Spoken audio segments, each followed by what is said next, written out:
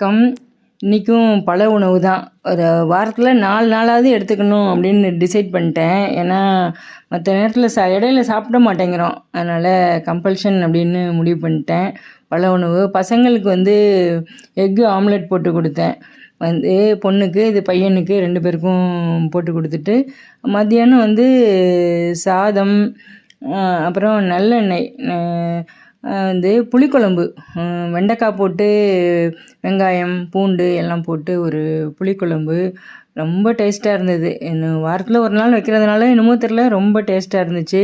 கத்திரிக்காய் பொடிக்கறி, அப்புறம் சுண்டல், பிளாக் சன்னா வச்சு சுண்டல், அதுவும் நல்ல டேஸ்ட்டாக இருந்துச்சு. தயிர், அப்புறம் கூட அப்பளம்.